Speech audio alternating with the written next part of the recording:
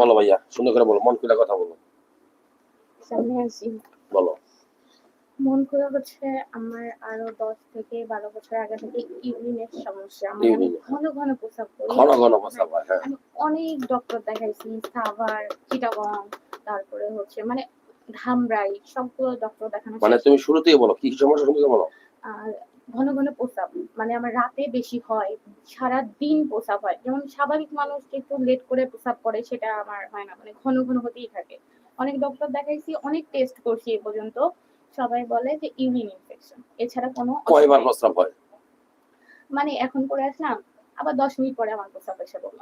মানে প্রস্রাব না খেলে অশান্তি লাগে? হ্যাঁ, মানে প্রস্রাবের কথা মনে হলে কি ওয়াশরুমে যেতে হয়? হ্যাঁ, আর মানে ধরো তুমি 1 গ্লাস পানি খেলা, আমার মনে হচ্ছে এখন আমার প্রস্রাব হলো। খালি? হ্যাঁ, মানে এরকম না খাইলেও, না খেলেও হয়। আর মনে হলে যেতে হবে, না গেলে অশান্তি লাগবে? হ্যাঁ, না আচ্ছা। গেলে প্রস্রাবটা আটকায় রাখলে আমার ব্রেইন